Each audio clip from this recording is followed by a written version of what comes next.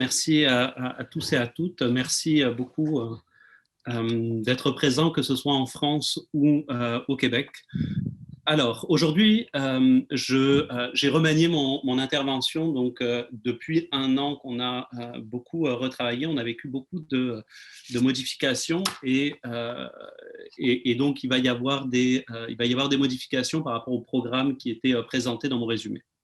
Donc, mon intention initiale, il y a de cela plus d'un an, était de manière assez classique de me concentrer sur les caractéristiques spécifiques de technologies pour interroger comment leur mobilisation participait au processus de ritualisation funéraire contemporaine. Toutefois, cette année est, en termes très très simples, bouleversante. Et lorsque j'ai commencé à préparer cette communication, mes souvenirs de mes expériences d'opérateur funéraire ont refait surface assez rapidement. Et d'ailleurs, avec la première communication également, j'ai eu de nouveau des flashs qui arrivaient. Je pense que c'est beaucoup en lien avec ces émotions qu'on revit durant toute cette année. Tout naturellement, il m'a semblé juste d'en évoquer le décor. Il y a de cela près de 10 ans, je travaillais au centre funéraire de Strasbourg durant mes études doctorales. Ce centre funéraire donne aux entreprises funéraires la possibilité de réfrigérer les corps avant et après mise en bière, de disposer du cimetière, de célébrer dans différentes chapelles multicultes et d'incinérer des personnes décédées. L'essentiel de mon travail était alors d'assister les employés qui, eux, sont réguliers dans ce qui est pour eux donc le métier ou bien souvent une vocation, comme j'ai pu m'en rendre compte. C'est ainsi que j'ai développé donc des compétences techniques aussi bien à tailler des cyprès, oui, ça fait partie du métier, qu'à incinérer donc des personnes décédées et voire enterrer des urnes et, à l'époque encore, d'enterrer directement les cendres à même la terre. On pouvait aussi donc développer des habiletés sur la conduite de corbillards et également aller chercher des corps à l'hôpital.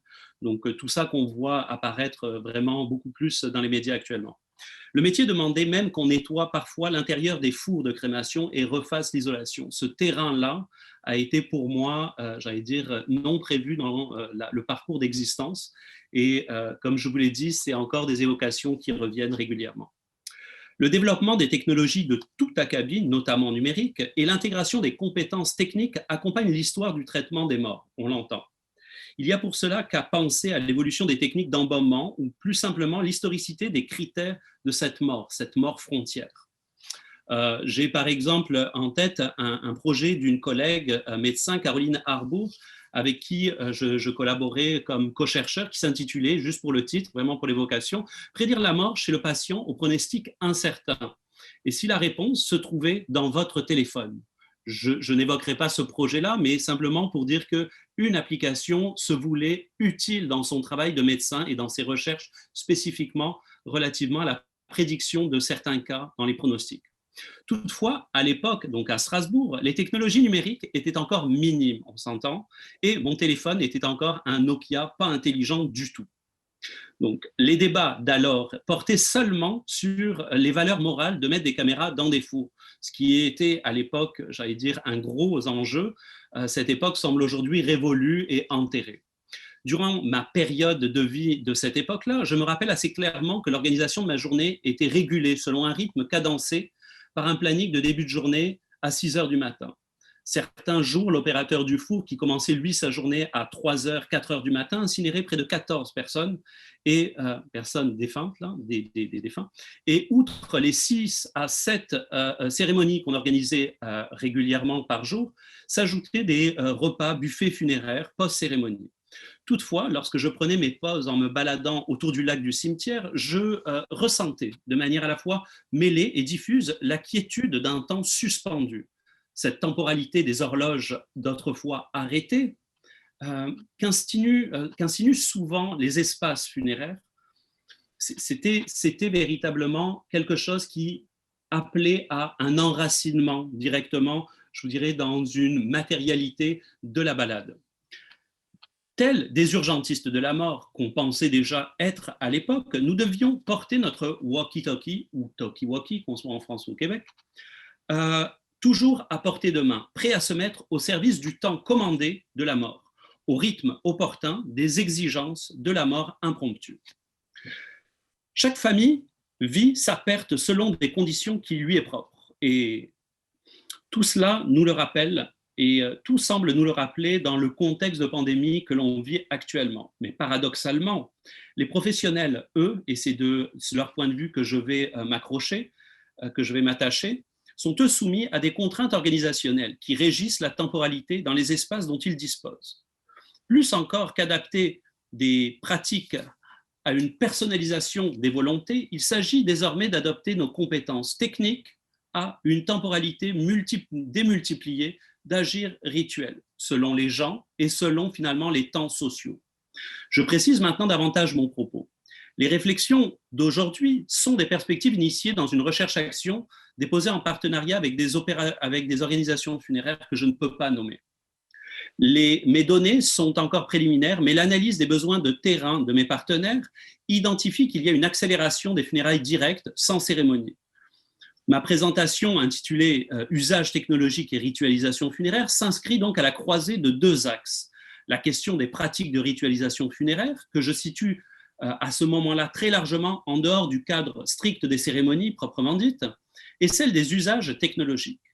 Et c'est sous l'angle des temporalités sociales que nous allons nous y attacher. On le sait bien, les technologies numériques marquent l'histoire du XXIe siècle, notamment par la place grandissante qu'elles occupent quotidiennement dans nos relations humaines. Je veux dire, on a assez de spécialistes et assez de littérature là-dessus pour ne pas revenir là-dessus. Particulièrement inspiré par l'anthropologie des techniques de Leroy-Gourhan, dont j'ai adapté un concept dans mes analyses, le concept de chaîne opératoire donc, au processus du mourir. De mon point de vue, que cela soit dans leur spécificité ou dans leurs caractéristiques génériques, ce sont davantage les pratiques sociales dans leur usage, soit l'appropriation des techniques qui m'intéressent pour examiner l'incidence sur les pratiques de ritualisation. Les techniques changent, mais l'intégration de ces technologies dans la vie ordinaire et l'étendue d'usage m'apparaît plus important encore. Les techniques numériques,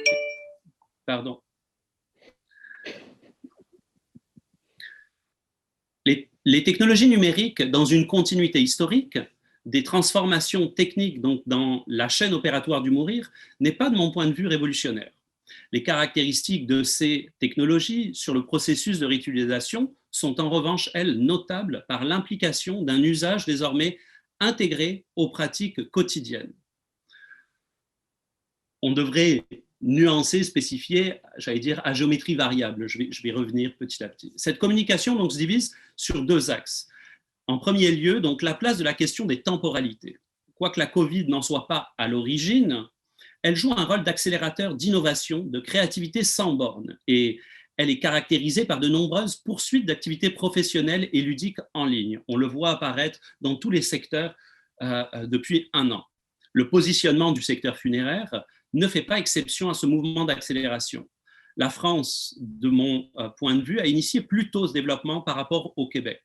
Toutefois, si l'adaptation et l'adoption de technologies numériques dans les offres de services funéraires semblent désormais enclenchées au Québec, les transformations de nos rapports temporels ne sont-elles pas déjà présentes? Et les technologies numériques n'en sont-elles pas dans les usages qu'une modalité de continuité ou reconfiguration que les professionnels parfois tardent à adopter?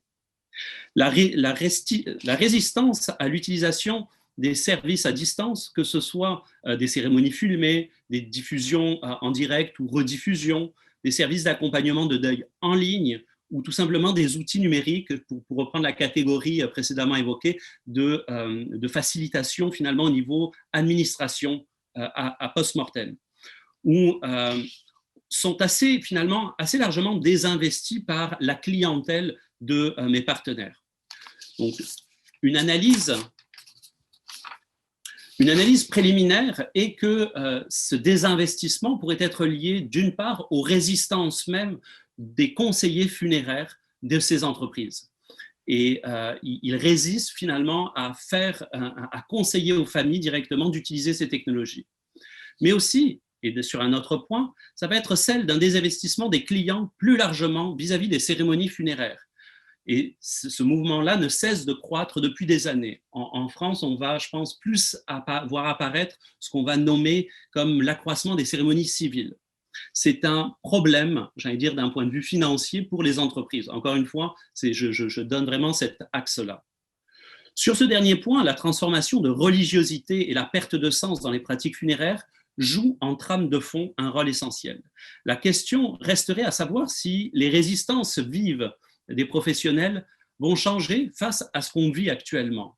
Et je pense que l'étude, j'allais dire, enclenchée du côté français avec la Suisse et mes collègues, je pense qu'il va y avoir, j'allais dire, des résultats très intéressants à ce niveau-là. Donc, à travers la mise en place depuis un an donc, de cérémonies à distance, où les contraintes de report perpétuel de funérailles, jusqu'à un certain point légalement, posent des questions pour les services funéraires. Les services funéraires eux-mêmes, j'allais dire, vont-elles voir apparaître à l'inverse une convergence dans cette tendance à la technologisation des services, ou va-t-elle diversifier des gammes de produits et des services et outils préexistants, sous des formats hybrides parfois, où finalement les liens entre matérialisation et dématérialisation vont se démultiplier. Donc, ces professionnels sont-ils juste, en l'occurrence des technophobes, ou annoncent-ils une valorisation des services hybrides, valorisant donc une présence incarnée pour l'exercice des bonnes pratiques rituelles? Vous avez pu voir apparaître tout au long de l'année des pratiques qui sont inventées par, que ce soit en France ou que ce soit au Québec, des pratiques alternatives qui sont inventées par les services pour essayer de redynamiser leur économie, leur chiffre d'affaires, tout simplement. Je crois que la théorie critique de l'accélération du temps social d'Hartmut Rosa peut éclairer les phénomènes que nous vivons autant en contexte Covid que plus largement l'influence des technologies numériques dans nos vies face à la mort ou mourir au deuil. Nous pourrions dire que l'une des manières d'examiner la structure et la qualité des pratiques funéraires contemporaines serait de se concentrer sur les motifs temporels. Donc, dans un deuxième temps, la résonance sur les pratiques rituelles. Pour Hartmut Rosa, ce qui manque dans le monde, ce qui nous manque, n'est autre que ce qu'il nomme à travers le concept de résonance. Pour citer ces mots, ce n'est pas dans le fait de disposer des choses, mais l'entrée en résonance avec elles, le fait d'être en mesure de susciter leur réponse, l'efficacité personnelle et de s'engager ensuite à son tour dans cette réponse qui constitue le mode fondamental pour l'humain de l'être au monde dans sa forme vivante. Ces propos, à mon sens, complètent les analyses que j'ai pu faire et qui reposent donc beaucoup sur de l'observation participante, autant dans les milieux funéraires que plus dernièrement dans les milieux palliatifs. Donc, ces analyses-là m'ont permis de modéliser le processus de l'action rituelle. La spécificité pour moi du processus rituel fait apparaître la complexité relationnelle de cette pratique sociale. Cette relationnalité, concept de Donati et Archer, en tant qu'action interagie par et dans les relations interindividuelles, donc en l'occurrence ici les usages des technologies numériques, fait appel à des ressources qui sont réflexives de la part des individus et permet à ce moment-là la réduction de l'état de dissonance provoqué par la mort. Donc ça va avoir un impact psychologique assez important. Les morts, les objets, les symboles, donc qu'on va voir apparaître comme étant finalement des ressources à ce niveau-là, donc dans cette perspective sont des disposables qui sont susceptibles d'être à la fois agis mais aussi agissants dans la ritualisation. La capacité des acteurs endeuillés, affectés dans le monde, est alors liée à leur capacité à entrer en résonance et donc disposer des choses et s'engager dans la réponse. C'est cela l'essence même des éclairages que nous interrogeons dans les pratiques funéraires actuelles, dans les usages numériques. Les lieux possibles de cette résonance émanent de cette rencontre de la relation entre soi et le monde. Ce monde peut être autant un paysage funéraire, comme je l'évoquais tout à l'heure dans mes souvenirs, mais ça peut être aussi une photo, une musique de Céline Dion, qui est très populaire dans les cérémonies, un plat cuisiné avec attention, comme un retour des relevailles, ou un message de condoléances, que ce soit sur Facebook ou que ce soit par courriel ou, comme on l'a vu précédemment, sur des sites tels Paradis Blanc. Ça peut être également une vidéo hommage sur YouTube, comme on en voit, et on n'a pas évoqué par exemple Instagram, j'allais dire plus chez les jeunes, qui est très très présent également. Ça peut être une oraison funèbre ou plus, j'allais dire concrètement, une discussion stimulante avec son cousin lors d'un rituel ou d'un repas funéraire. c'est un lieu où d'abord et avant tout, nous avons pu nous sentir vivants. Faute de meilleurs mots, on dirait vibrants, et cela même affligés, en relation avec l'autre, en relation avec le monde, et pourquoi pas toute cette religiosité avec l'autre monde. Ce qui est important, c'est que nous en ressortions quelque part un peu vitalisés, un peu transformés. La situation actuelle se laisse entrevoir, la situation actuelle, si elle laisse entrevoir un investissement plus important des technologies numériques dans les pratiques de funérailles ou de deuil, ne change en rien l'appel d'activité fort en potentiel de résonance. C'est cet appel-là sur lequel nous travaillons actuellement. Ces activités ne devraient pas être limitées aux frontières du réel ou du digital. Les deux précédentes communications l'ont très largement mentionné. Tout ce qui va être finalement ces distinctions qu'on va faire de matériel et immatériel, et finalement la jonction joue un rôle essentiel. Mais on devrait envisager de replacer théoriquement et sur le plan de la praxis l'usager de l'expérience de la mort ou du deuil au cœur même de la chaîne de services funéraires, comme diraient mes professionnels qui parlent très technique. À cet égard, une des caractéristiques essentielles de la ritualisation est le caractère performatif de l'expérience. Rosa écrit « La faculté de résonance se fonde sur l'expérience préalable d'un élément étranger qui nous déconcerte, que l'on ne sait pas approprier et qui surtout reste indisponible, se dérobe à toute prise, se soustrait à toute attente. Cet insaisissable induit une émotion, le sensible. Et si l'usager de l'expérience de la mort réussit cette action, alors, et seulement alors, résonance il peut y avoir.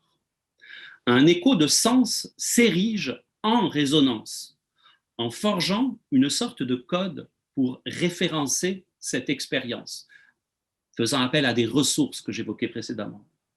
C'est alors l'action de faire sens à partir de ces sens, ça fait beaucoup de jeux de mots, je suis navré, qui rejoint la faculté de résonance.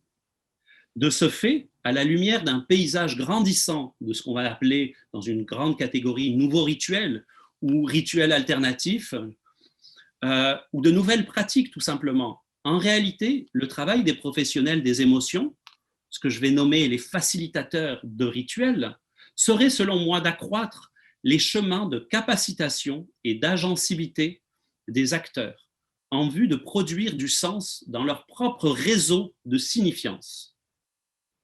Et cela par-delà les différenciations technologies numériques ou pas, et selon des usages variés de leur clientèle.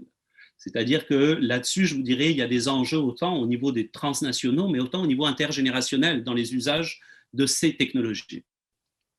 La technicisation, en termes de compétences ordinaires, des moyens de faire sens, qui de mon point de vue est une transformation durable de notre époque. Il y a alors la place à une géométrie variable de ces compétences techniques, ce qui m'apparaît essentiel. Pour le dire simplement, au-delà de sa capacité à montrer des photos par un téléphone ou par son ordinateur, ou développer des discussions prophylactiques sur des groupes de pères endeuillés, ou faire des partages réguliers sur des profils, j'allais dire Facebook, des réseaux sociaux, Instagram, ou taguer finalement des éléments pour une personne décédée, c'est dans la capacitation, dans l'aptitude à développer chez chacun un axe de résonance que nous voyons apparaître les tangentes d'une innovation funéraire actuelle. Je vous donne un exemple d'une entreprise funéraire de Matane pour laquelle j'ai effectué un travail de consultation il y a quelques années lors d'une présentation à South by Southwest. Donc c'était en 2017 si je ne me trompe pas. Donc leur idée et leur produit est simple, un design épuré. C'est un parallélépipède tronqué en diagonale fait de pierre et de bois, des matières durables ayant un faible coût. Elle vise le marché des urnes initialement, mais il s'agit d'une urne qui est connectée. Non seulement elle transporte finalement, elle est modulable, mais elle permet de transport des cendres des défunts dans une condition physique tangible. Les cendres également sont séparées du dispositif numérique qui, lui, est évolutif et permet de relayer de l'information autour physiquement, mais autour, je vous dirais, à distance, à propos donc de la personne décédée. Juste pour, j'allais dire, pour l'auditoire français, la législation n'est pas la même au Québec à ce niveau-là, au niveau de la traçabilité des restes humains. Beaucoup plus, je vous dirais, beaucoup plus libre encore. Toutefois, la dimension modulable de l'urne sur le plan physique se complète d'un élément plus intéressant dans le cadre du colloque, sur le plan de la recherche de connectivité. Une des visées produits était de réaliser un répertoire partagé de traces numériques, de provenance de plateformes multiples. Donc des échanges courriels, des photos, des vidéos, etc., etc. Chacun, et donc chaque propriétaire finalement, agirait volontairement de manière à donner aux endeuillés, aux porteurs de cette urne, une trace de ses propres relations, de son souvenir, selon un angle, une perception de l'identité de la personne défunte, qui se compléterait au fur et à mesure et qui compléterait une forme de mémoire collective, donc de manière à faire évoluer la connectivité de la personne endeuillée relativement à cette urne. À terme, il serait alors constitué une plateforme de gestion des partages possibles, et non seulement en lien avec l'environnement physique, comme je vous le disais. À ce moment-là, la lueur entre les deux parties du parallélépipède, il y a une partie qui est lumineuse, et la lumière serait modulable selon les temps d'expérience du deuil de la personne. Et de la même manière, dans l'espace de séparation entre ces deux morceaux, on va voir, on va voir cette connectivité qui apparaît, on voit la partie très, je dirais, physiquement techno, pour le dire un peu abruptement. Et par la suite, donc, ce memento connecté nourrirait à terme, ça a été engendré, discuté beaucoup, un algorithme qui, via finalement une application commerciale, je repense à la question d'Emmanuel tout à l'heure, il y a des visées purement et strictement commerciales là-dedans, qui vise à terme finalement d'outiller régulièrement par des produits et des services les proches dans leur expérience du deuil. Donc, en poursuivant un peu plus loin donc, les analyses d'Hartmut Rosa appliquées donc à ma proposition, le monde serait culturellement porté et structurellement poussé par sa constitution institutionnelle à prévoir, planifier et calculer. C'est ce que Olivier Martin décrit très justement, je trouve, dans son récent ouvrage « L'Empire des chiffres ». Vouloir rendre tout accessible, la crémation, la cérémonie, le partage des traces de mémorisation et attrayant, même esthétique, de nos écrans, la captation vidéo, les data box, où j'allais dire, Hélène Bourdelois évoquait également tous les services qui apparaissent pour faciliter l'administration finalement des identités numériques. Il y a énormément de choses. Toutes les sauvegardes des traces de partage ou de passage des individus dans leurs identités numériques et dans leur trajectoire finalement numérique. Tout cela traduit cette même volonté de contrôle et d'efficacité. Attention, aucun jugement moral quand je dis ça. Toutefois, s'il est ordinaire, habituel de vouloir la contrôler, la mort dans ses retranchements est le non contrôlable. La pratique de ritualisation offre simplement un cadre, une structure qui est non pas de contrôle, mais de réassurance, comme on dit au Québec, dans l'expérience de résonance que l'on va vivre devant la béance que peut engendrer le visage livide de la personne aimée. Je crois que c'est important de bien comprendre que les formes de passage de matériel à l'immatériel sont très, très présentes. L'essence même de la ritualisation funéraire, l'axis mundi, la transcendance du tout autre qui peut s'y trouver, s'est déplacée à travers la technicisation des moyens qui nous relient. Cette hyperconnectivité est l'écho relayé d'un cri du rapport au sacré, devenu maintenant immanent. Il faut mettre des nuances encore une fois là-dedans. Tout le monde ne vit pas, j'allais dire, cette hyperconnectivité. Et la résonance elle-même dans la pratique rituelle est plus large encore que l'efficacité symbolique. Sa caractéristique d'imprévisibilité peut, pour certains sans doute, être jugée carencée dans l'évolution récente d'un usage élargi des technologies de virtualisation. Je pense que c'est à certains égards le point de vue de Hartmut Rosa. mais numérique ou pas, l'action, la pratique, qu'elle soit faite par le partage de photos, de commentaires, le guide d'émotions vives ressenties, peu importe. On peut la vivre, moi je l'ai vécu par exemple à certains degrés différents. Ça peut être ce soir par exemple de voir le décès de Diego Maradona, ou plus spécifiquement pour moi, le dessinateur Quino, ou encore durant cette année, les pertes qu'on a vécues. Dans mon cas, l'ami architecte Jean-François qui, à mon sens, ces nouveautés, ces espaces et ces lieux sont des leviers supplémentaires de l'expérience dans l'existence. Si la technologie peut tendre à créer ou signifier, d'un certain point de vue, de la frustration de ne pas pouvoir accompagner ses proches dans les CHSLD, l'équivalent des EHPAD en France, ou de devoir perpétuellement repousser et reporter les cérémonies funéraires. Si certains sont même tentés de voir dans la mise en place de caméras dans les salles funéraires et la retransmission des moments froids, vides de sens, vides d'émotions, tout comme par exemple, une page Facebook qui va moins me parler d'une personne qui est décédée. Néanmoins, ce n'est plus la technologie elle-même qu'il s'agit de contenir dans ses usages, mais les usages eux-mêmes qu'il s'agit, à mon sens, de guider, d'accompagner avec plus d'acuité, d'authenticité sur les chemins diversifiés des manières de faire le deuil. Les technologies numériques et leurs usages variés offrent des moyens d'agir sur notre deuil de manière plus inclusive. En conclusion, si les technologies numériques sont nouvelles, ce sont les usages sur lesquels il faut s'attarder, car leur intégration dans la ritualisation funéraire poursuit un processus qui, lui, est similaire.